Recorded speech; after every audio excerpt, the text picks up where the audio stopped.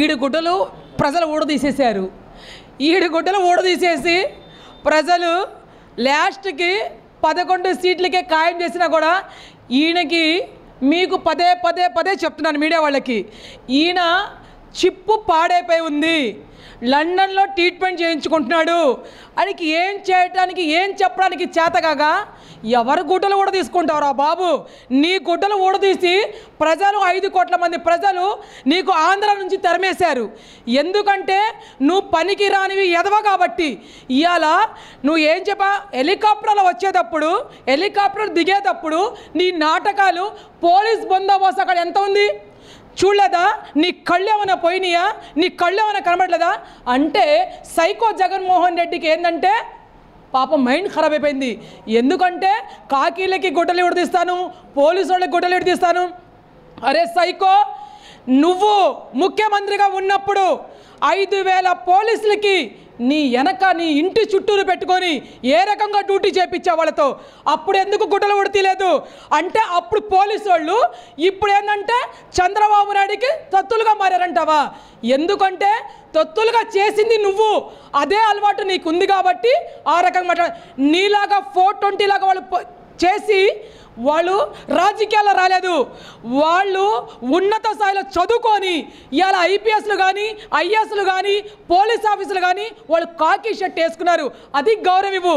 నీ బాబు హయాంలో నీ హయాంలో ఐపీఎస్లు ఐఏఎస్లు ఇవాళ దిక్కు లేకుండా జైలుకి వెళ్ళిపోయి చిప్పకూడు తిన్నారు.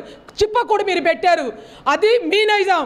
ఇది చంద్రబాబు నాయుడు ప్రభుత్వంలో కాకీలకి ధైర్యం, కాకీలంటేనే విలువ, కాకీలంటేనే గౌరవం.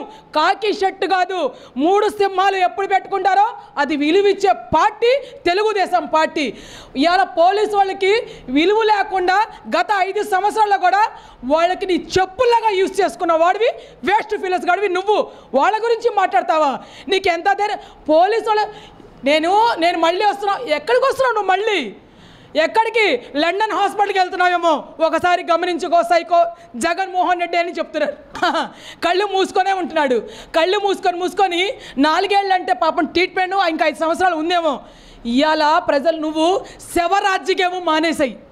జగన్మోహన్ రెడ్డి నీ శవరాజ్యము ప్రజలు నీకెవరు నమ్మట్లేదు.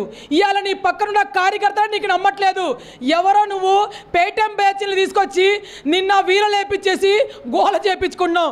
ఎవరైనా ఓటర్ అక్కడ ఉన్నాడా? ఓటర్ కాదు, సీటర్స్ ఉన్నారు. ఎందుకంటే వాళ్ళతో రాళ్ళు ఇసిరేసుకుంటావు, హెలికాప్టర్ రెక్కలు ఇరగొట్టుకుంటావు, కారు ఎక్కడానికి నాకు దారి లేదంట. కారు ఎక్కడానికి నీకు దారి లేకపోతే నీ కళ్ళు ఏమైనా పోయినాయా?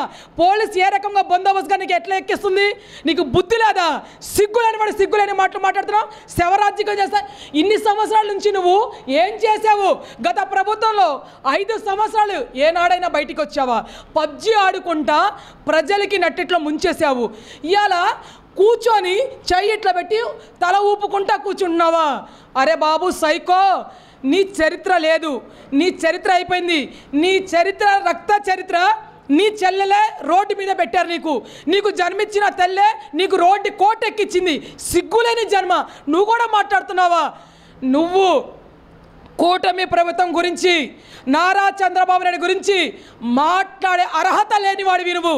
సైకో జగన్మోహన్ రెడ్డి, ఖబర్దార్. నీకు ఒక పార్టీ అనే పేరు కూడా త్వరలోనే నువ్వు మర్త పెట్టుకొని ఆ సంఘాలు పెట్టుకొని బెంగళూరులో ఉంటావు. చూసుకో.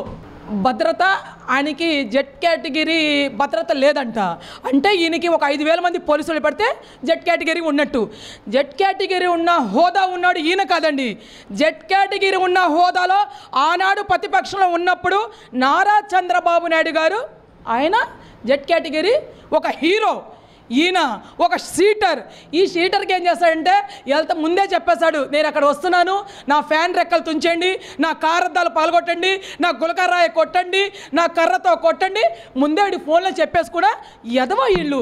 ఈ పార్టీ 11 సీట్లు అంటే పులివెందల ఎమ్మెల్యే గురించి మాట్లాడేంత మీరు టైం వేస్ట్ చేస్తున్నారు.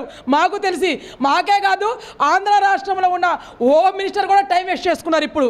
ఎందుకంటే అట్లాంటి ఎదవ గురించి మాట్లాడటానికి అవసరం లేదు. ఇలా పోలీస్ ఆఫీసర్ అంటే ఒక లా అండ్ ఆర్డర్ అంటే లా అండ్ ఆర్డర్ కరెక్ట్గా నడవాలంటే నారా చంద్రబాబు నాయుడు గారు ఆధ్వర్యంలో నడిసిద్ది. వాళ్లకు తెలుసు కాబట్టి ఒకసారి సైకోని చూద్దామనుకున్నారు, చూశారు. అదే పోలీసు వాళ్ళు, అదే ఎంప్లాయీస్లు తరిమి కొట్టేశారు, అయిపోయింది. దాని గురించి ఇంకెందుకు మాట్లాడది? పోలీస్ వాళ్ళ గురించి చిన్న మాట మాట్లాడినా కూడా బిడ్డ 420 జగన్మోహన్ రెడ్డి నీ నేలకు కోసేస్తామని హెచ్చరిస్తున్నాం.